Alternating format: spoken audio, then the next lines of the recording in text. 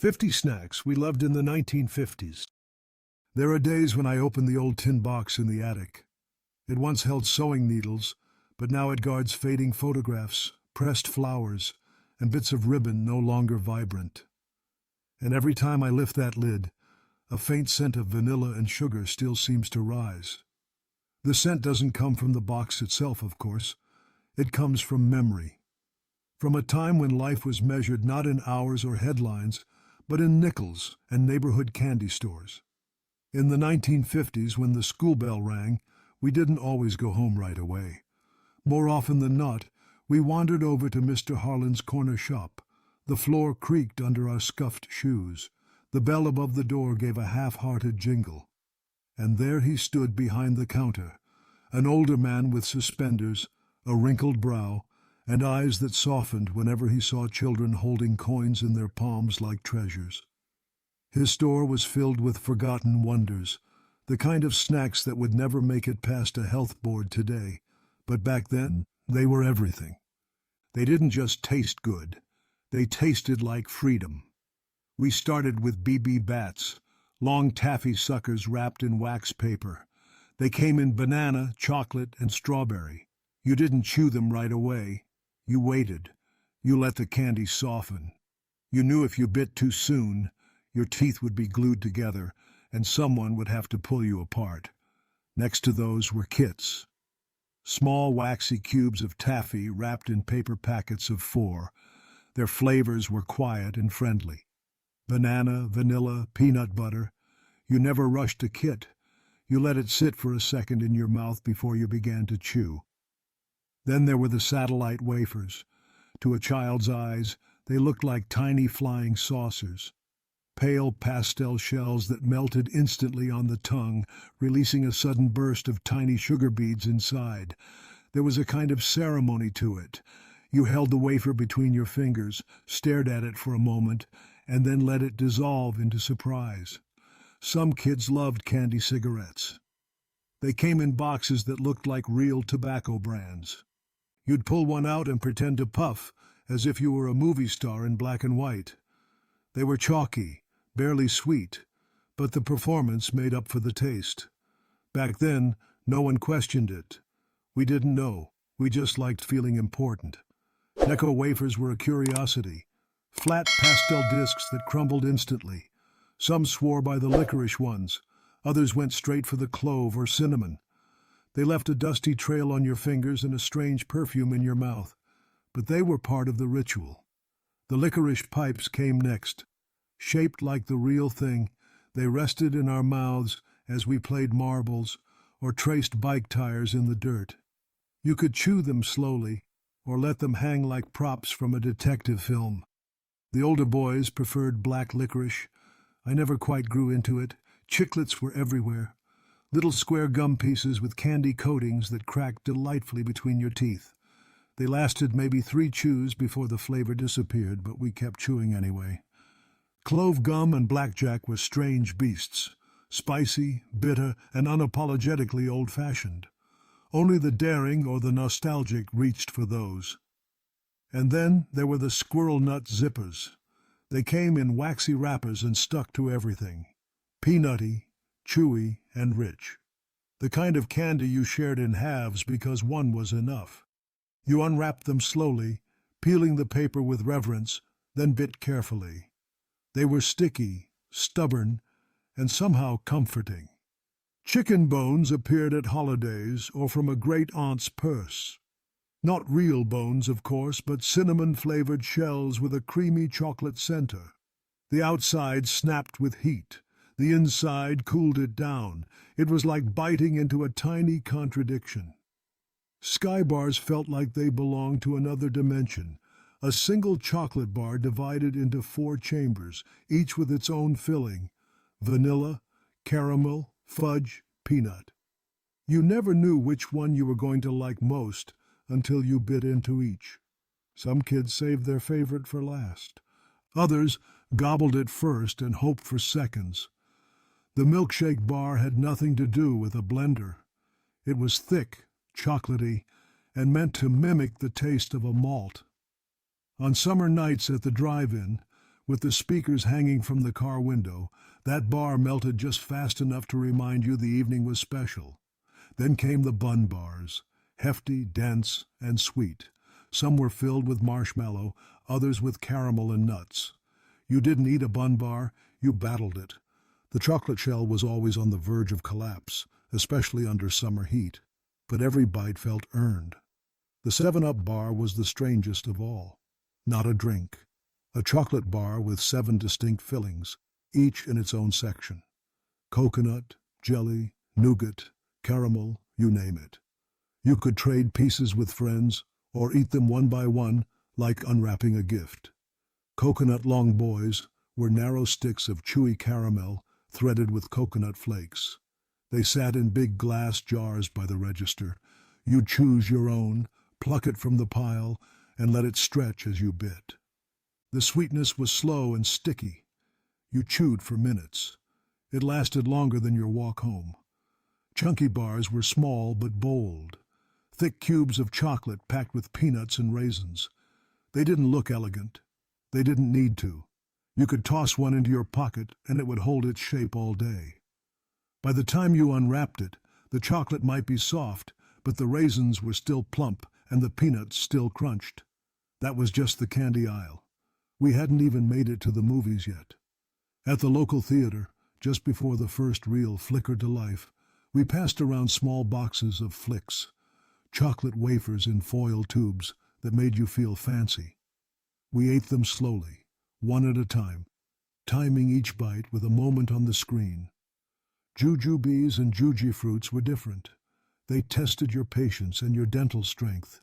They stuck to your teeth like little vines and stayed there long after the credits rolled. The flavors were fruity but firm. You didn't bite them, you worked through them. Chuckles came in packs of 5. Sugar-dusted jelly candies, each a different flavor. Orange, lime, licorice, cherry, lemon, always in that order. You respected the order, no exceptions. Goobers and Raisinets divided us. Goobers were chocolate-covered peanuts, solid and salty. Raisinets were chewy and sweet. You had to pick a side. I was a Raisinets kid. I liked the chew. My brother swore by Goobers. Snowcaps looked like miniature snow-covered hills, tiny chocolate drops coated in white sugar beads. They rattled in the box like tiny stones and melted the moment they touched your tongue. Then came the nickel nips, wax bottles filled with colored syrup. You bit off the top, drank the liquid, and then chewed the wax like gum. It was bizarre. It was fun.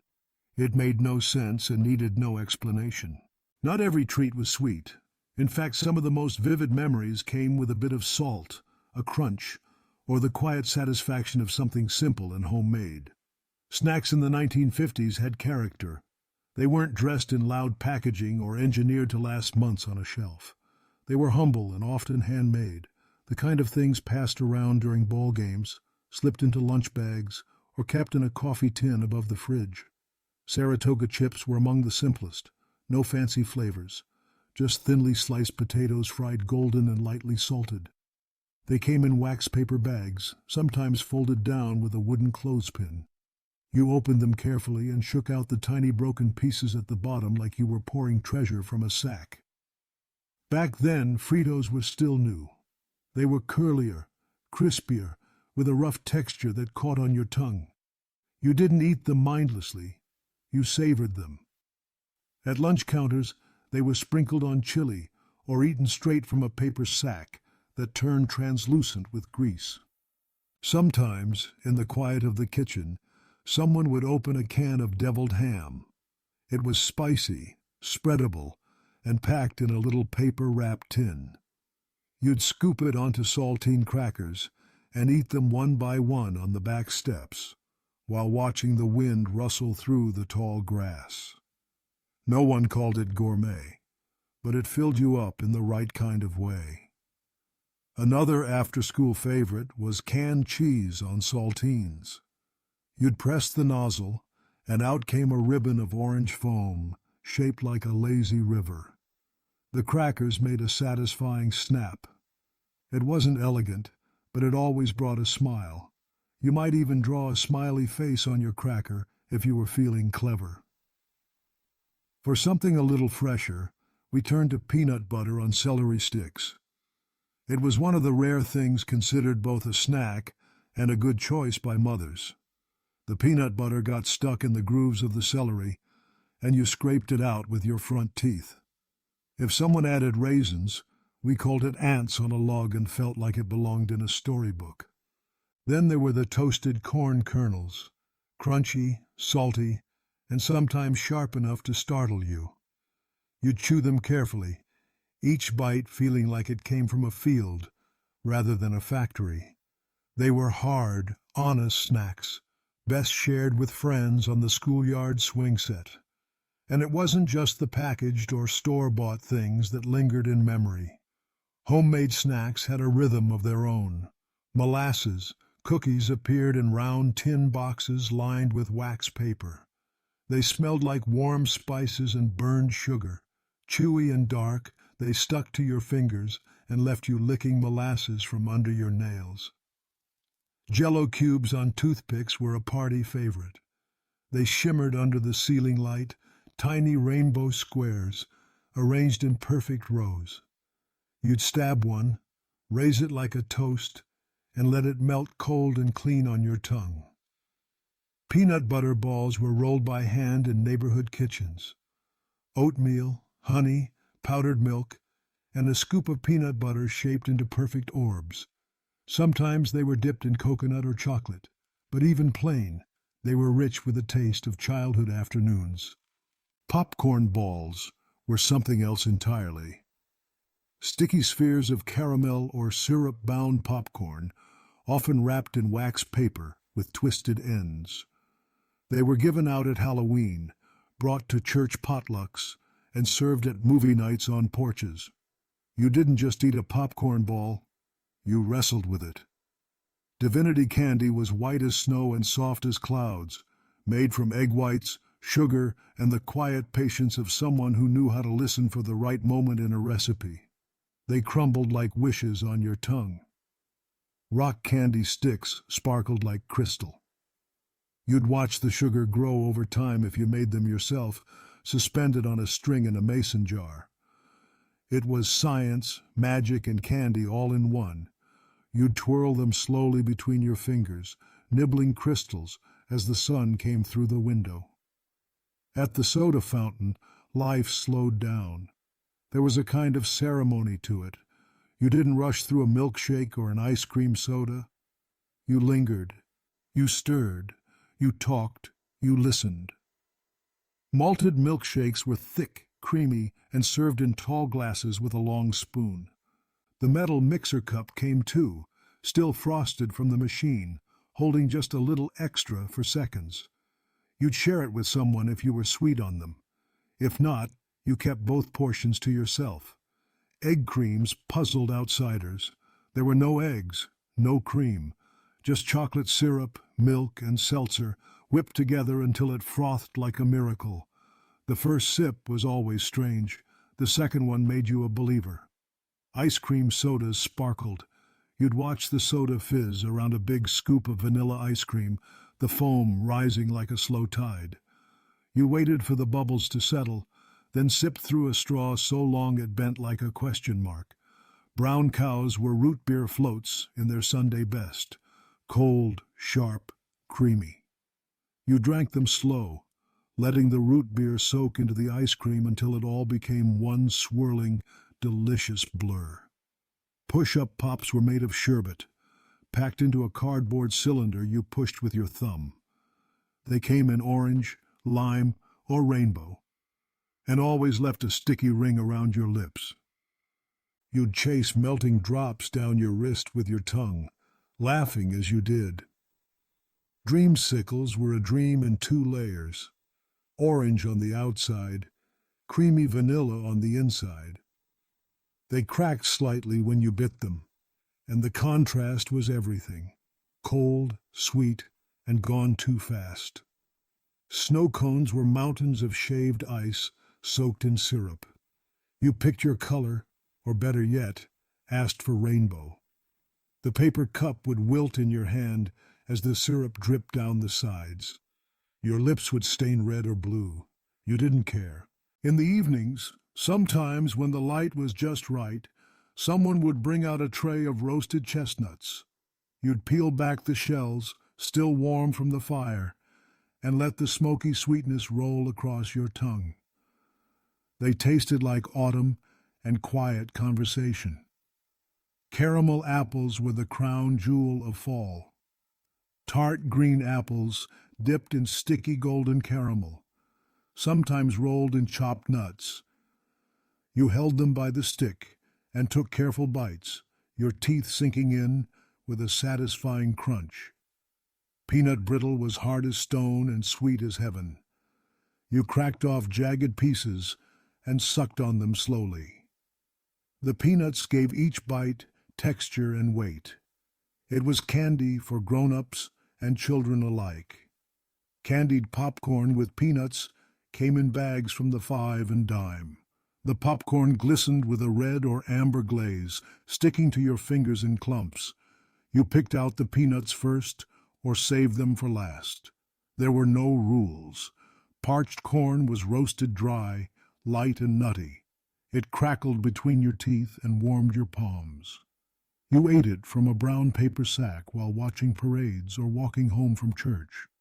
And when the snacks were gone and the porch light flickered on, there were still the drinks. Ovaltine was more than a drink. It was a promise of strength, a warm bedtime ritual. You stirred it into milk, hot or cold, and drank it slowly while your mother folded laundry nearby. Tang was powdered orange magic, invented for astronauts, or so we believed. A spoonful turned your water into something bright and exciting. It made you feel like you were part of the future. The snacks themselves may be gone now. You won't find most of them in a modern vending machine or tucked between glossy candy bars at the grocery store. You won't see BB Bats or 7-Up bars in a convenience store aisle. The neighborhood soda fountain is long shuttered. Mr. Harlan's corner shop was replaced by a parking lot decades ago. And yet, if you close your eyes, they all come back. Because these weren't just snacks. They were moments. A rock candy stick was not just sugar. It was a memory of your first science experiment. A popcorn ball wasn't just caramel and corn. It was Halloween night on a leaf-strewn street with a paper sack in one hand and a flashlight in the other. A peanut butter ball was not just oats and honey. It was your mother at the kitchen table, rolling them by hand while you traced pictures on the fogged-up window. They were the flavor of shared time, of simpler afternoons, of patience. No one rushed through a malted milkshake. You sat, you stirred, you let the cold spoon rest against your lip while the jukebox played softly in the background. These snacks taught us that joy did not need to be loud, that sweetness came in small, deliberate bites, that sometimes the best things came wrapped in wax paper and handed over a wooden counter by someone who knew your name. Even now, when you open a tin and catch the faint scent of clove gum or imagine the soft pull of coconut caramel between your teeth, something stirs. You remember the sidewalk beneath your feet, the chatter of friends at the movie matinee, the flickering light of a drive-in screen, the way root beer fizzed around a melting scoop of vanilla, the orange ring left around your mouth from a dreamsicle on a summer afternoon. You remember when snacks were more than just food. They were symbols of the world we grew up in, a world that moved slower, tasted deeper, and lingered longer. Perhaps we do not crave the candy itself. Perhaps we crave the feeling, the texture of a time when happiness could be held between 2 fingers, when a nickel could buy you 5 pieces of wonder, when the best part of the day was walking home with a bag that crackled in your hands and a treat that waited quietly inside. These forgotten snacks from the 1950s were never meant to last forever. But in the soft corners of memory, they are eternal. Every bite, every wrapper, every sticky finger is still there, waiting behind the scent of vanilla and the sound of children laughing just beyond the porch. And maybe that is the sweetest part of all.